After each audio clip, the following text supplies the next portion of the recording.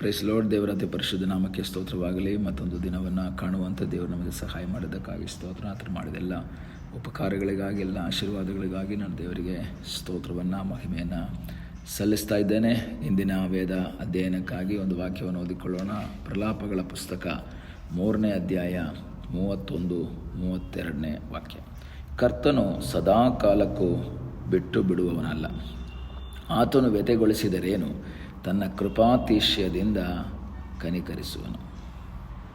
ಪ್ರವಾದಿಯಾದ ಯೆರೆಮೀಯನ ಪ್ರಲಾಪಗಳ ಪುಸ್ತಕಗಳನ್ನು ನಾವು ನೋಡ್ತೇವೆ. ಪುಸ್ತಕದಲ್ಲಿ ಅನೇಕ ರೀತಿಯ ಪ್ರಲಾಪಗಳನ್ನು ಅಥವಾ ವೇದನೆಗಳನ್ನು, ತನ್ನ ದುಃಖಗಳನ್ನು ದೇವರ ಸಂಧಾನದಲ್ಲಿ ಹಂಚಿಕೊಳ್ಳೋದನ್ನು ನಾವು ನೋಡ್ಬೋದು. ಆದರೆ ಇಲ್ಲಿ ಅನೇಕರಿಗೆ ಒಂದು ದುಃಖವನ್ನು ಉಂಟು ಮಾಡುವಂಥ ಅನೇಕ ಮಾತುಗಳಿದೆ. ಇದು ಯಾಕೆ ದೇವರು ಹಿಂಗೆ ಮಾಡಿದ್ರು, ಈ ರೀತಿಯ ಒಂದು ಕಷ್ಟಗಳನ್ನು ಯಾಕೆ ಕೊಟ್ಟರು, ಸಮಸ್ಯೆ ಯಾಕೆ ಬಂತು, ಇದೆಲ್ಲ ನಾವು ಈ ಒಂದು ಪ್ರಲಾಪಗಳ ಪುಸ್ತಕ ಓದಿದಾಗ ಗೊತ್ತಾಗುತ್ತೆ. ಕಣ್ಣೀರಿನ ವೇದನೆಯ ಅನುಭವ ಪ್ರತ್ಯೇಕವಾಗಿ ಯೆರೆಮೀಯನಿಗೆ ವಿರುದ್ಧವಾಗಿ ಅಲ್ಲಿನ ಸರ್ಕಾರದಿಂದ ಆಗಿರ್ಬೋದು, ಇತರ ಜನರಿಂದ ಆಗಿರ್ಬೋದು, ಎಲ್ಲರಿಂದಲೂ ವಿರೋಧಗಳು ಅವನಿಗೆ ಬರ್ತಾನೇ ಇದೆ. ಆದರೆ ದೇವರ ಒಂದು ಮಹಾಕೃಪೆಯಿಂದ ಅವನು ಅವೆಲ್ಲವನ್ನು ಜಯಿಸಿಕೊಂಡು ಮುಂದೆ ಸಾಗ್ತಾ ಇರೋದನ್ನು ನಾವು ನೋಡ್ಬೋದು. ಅಲ್ಲಿ ಯೆರೆಮೀಯನ ಒಂದು ಪ್ರಲಾಪಗಳು, ಅವನ ಕಣ್ಣೀರಿನ ಮಾತುಗಳನ್ನು ಇಲ್ಲಿ ನಾವು ನೋಡ್ತಾ ಇದ್ದೇವೆ. ಆದರೆ ನೆನ್ನೆ ನಾನು ಹೇಳಿದ ಹಾಗೆ ಅದರ ಮಧ್ಯದಲ್ಲಿಯೂ ಅವನ ನಿರೀಕ್ಷೆ ಕುಂದಿ ಹೋಗ್ತಾ ಇಲ್ಲ. ಅವನು ಹೇಳ್ತಾನೆ, ಕರ್ತನು ಸದಾ ಕಾಲಕ್ಕೂ ಬಿಟ್ಟು ಬಿಡುವವನಲ್ಲ.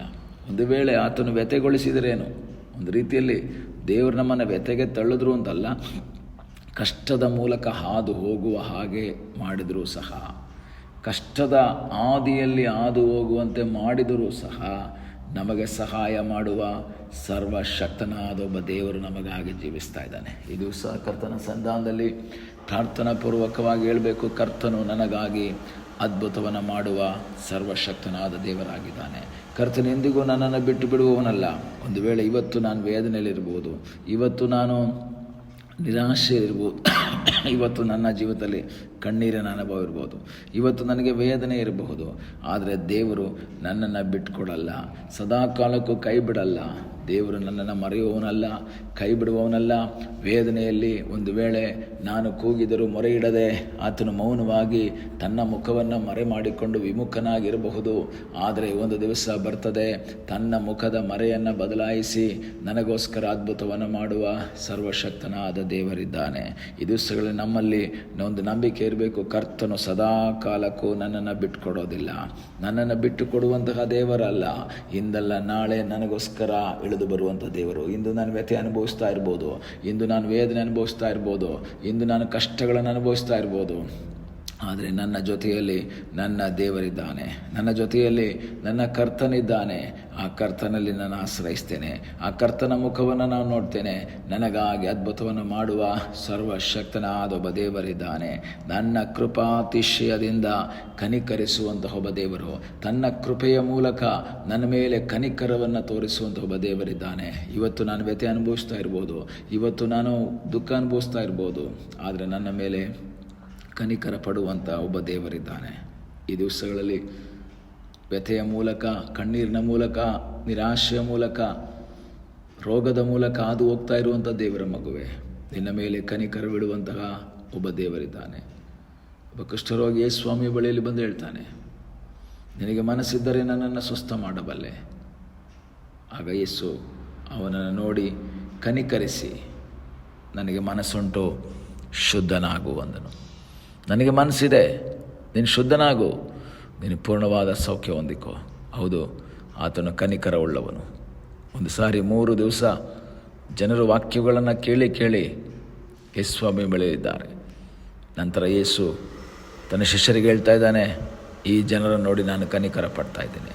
3 ದಿವಸದಿಂದ ಇಲ್ಲಿದ್ದಾರೆ, ಅವ್ರನ್ನ ಹೀಗೆ ಕಳಿಸ್ಬಿಟ್ರೆ ದಾರಿಯಲ್ಲಿ ಬಳಲಿ ಹೋಗ್ಬೋದು. ಆದ್ದರಿಂದ ಅವ್ರಿಗೆ ಊಟಕ್ಕೆ ಕೊಡೋಣ. ಸಾವಿರಾರು ಜನರನ್ನು ನೋಡಿ ಕನಿಕರ ಪಟ್ಟಂತಹ ಆ ಯೇಸುವಿನ ಹೃದಯ ಇವತ್ತು ನಿನ್ನನ್ನು ನೋಡಿ ಕನಿಕರ ಪಡ್ತಾ ಇದೆ. ನಿನ್ನ ವ್ಯಥೆಯನ್ನು ನೋಡಿ ನಗುವಂಥ ದೇವರಲ್ಲ, ನಿನ್ನ ವ್ಯಥೆಯನ್ನು ನೋಡಿ ಸಂತೋಷ ಪಡುವಂಥ ದೇವರಲ್ಲ. ಆತನು ಎಂದಿಗೂ ನಿನ್ನನ್ನು ಬಿಟ್ಟುಕೊಡಲ್ಲ. ಆತನು ನಿನಗಾಗಿ ಅದ್ಭುತವನ್ನು ಮಾಡುವ ಸರ್ವಶಕ್ತನಾದ ದೇವರಾಗಿದ್ದಾನೆ. ನಿನಗಾಗಿ ಸಹಾಯ ಮಾಡುವಂತಹ ಸರ್ವಶಕ್ತನಾದ ಒಬ್ಬ ದೇವರು ನಿನಗೋಸ್ಕರ ಇದ್ದಾನೆ. ಆ ದೇವರಲ್ಲಿ ನೀನು ಆಶ್ರಯಿಸು. ಆ ದೇವರ ಮುಖವನ್ನು ನೋಡು. ಆ ದೇವರ ಚಿತ್ತಕ್ಕೆ ವಿಧೇಯನಾಗು. ನಿನಗಾಗಿ ಅದ್ಭುತವನ್ನು ಮಾಡುವ ಸರ್ವಶಕ್ತನಾದ ಒಬ್ಬ ದೇವರಿದ್ದಾನೆ. ಈ ದಿವಸ ಆ ಕರ್ತನಲ್ಲಿ ಆಶ್ರಯಿಸಿರಿ. ಕರ್ತನ ಮುಖವನ್ನು ನೋಡಿ ನಿಮಗಾಗಿ ಅದ್ಭುತವನ್ನು ಮಾಡುವ ಸರ್ವಶಕ್ತನಾದ ಒಬ್ಬ ದೇವರಿದ್ದಾನೆ. ಹೌದು, ತನ್ನ ಕೃಪಾ ಅತಿಶಯದಿಂದ ನಿನ್ನನ್ನು ಕನಿಕರಿಸುವಂತಹ ದೇವರು, ನಿನಗೆ ಕನಿಕರವನ್ನು ಕೊಡುವಂತಹ ದೇವರು, ನಿನ್ನನ್ನು ಕರುಣಿಸುವಂತಹ ದೇವರು. ಒಂದು ವೇಳೆ ಕನಿಕರವಿಲ್ಲದೆ, ಯಾರೂ ಸಹಾಯ ಮಾಡದೆ, ಯಾರ ಕೃಪೆ ನಿನ್ನ ಮೇಲೆ ಬೀಳದೆ ನಿರಾಶನಾಗಿರ್ಬೋದು. ಆದರೆ ನಿನ್ನ ಮೇಲೆ ಕೃಪೆಯನ್ನು ತೋರಿ ಕನಿಕರಿಸಿ ನಿನ್ನ ಇವತ್ತಿನ ವ್ಯಥೆಯನ್ನು ನೀಗಿಸಿ ಅದು ಸಂತೋಷವಾಗಿ ಆನಂದವಾಗಿ ಮಾರ್ಪಡಿಸುವ ಸರ್ವಶಕ್ತನಾದ ಒಬ್ಬ ದೇವರಿದ್ದಾನೆ. ಆ ಕರ್ತನಲ್ಲಿ ಆಶ್ರಯಿಸಿ ಮುಂದೆ ಸಾಗುವಂತೆ ದೇವರ ಕೃಪೆ ಮಾಡಲಿ. ಕರ್ತನು ಸದಾ ಕಾಲಕ್ಕೂ ಬಿಟ್ಟು ಕೊಡೋದಿಲ್ಲ, ನಿನ್ನನ್ನು ಬಿಟ್ಟು ಕೊಡೋದಿಲ್ಲ, ನಿನ್ನನ್ನು ಬಿಟ್ಟು ಬಿಡೋದಿಲ್ಲ. ಆತನನ್ನು ಕೈ ಹಿಡಿತಾನೆ, ಆತನಿಗೆ ಸಹಾಯ ಮಾಡ್ತಾನೆ. ಆತನಲ್ಲಿ ನಂಬಿ ಮುಂದೆ ಸಾಗು. ಪ್ರಾರ್ಥನೆ ಮಾಡೋಣ. ನಮ್ಮನ್ನು ಬಹಳವಾಗಿ ಪ್ರೀತಿ ಮಾಡುವ ಯೇಸುವೆ, ಸಮಯಕ್ಕಾಗಿ ಸ್ತೋತ್ರ. ಇದುವರೆಗೂ ನಿನ್ನ ಸಾನ್ನಿಧ್ಯ ಆಶೀರ್ವಾದ ನಮ್ಮ ಸಂಗಡ ಇದ್ದದಕ್ಕಾಗಿ ಸ್ತೋತ್ರ. ನೀನು ಮಾಡಿದ ಎಲ್ಲ ಉಪಕಾರಗಳಿಗಾಗಿ, ಆಶೀರ್ವಾದಗಳಿಗಾಗಿ ನಾವು ನಿನಗೆ ಸ್ತೋತ್ರವನ್ನು, ಮಹಿಮೆಯನ್ನು ಸಲ್ಲಿಸ್ತೇವೆ. ಅಪ್ಪ, ವ್ಯಥೆಯಲ್ಲಿ, ವೇದನೆಯಲ್ಲಿ ನಿರಾಶೆಲಾದುವ ಒಂದು ವ್ಯಕ್ತಿಗಳು, ನನ್ನನ್ನು ದೇವರು ಕೈ ಬಿಟ್ರಾ ಎಂಬುದಾಗಿ ನಿರಾಶೆಯಲ್ಲಿರುವಂಥ ವ್ಯಕ್ತಿಗಳನ್ನು ಕೈ ಹಿಡಿದು ಆಶೀರ್ವದಿಸೋರ ಮೇಲೆ ಕನಿಕರ ತೋರಿ ಅವರನ್ನು ಆಶೀರ್ವದಿಸು ಎಂಬುದಾಗಿ ನಾವು ಪ್ರಾರ್ಥಿಸ್ತೇವೆ. ನಿನ್ನ ಕೃಪೆಯಲ್ಲಿ ಅವರನ್ನು ಮರೆಮಾಡು. ಪ್ರಾರ್ಥನೆಯನ್ನು ಕೇಳಿದ್ದಕ್ಕಾಗಿ ನಿನಗೆ ಸ್ತೋತ್ರ. ಯೇಸುವಿನ ಮುದ್ದಾದ ಹೆಸರಿನಲ್ಲಿ ಬೇಡಿಕೊಳ್ಳುತ್ತೇವೆ ನಮ್ಮ ಪ್ರೀತಿಯ ತಂದೆಯೇ. ಆಮೇನ್. God bless you.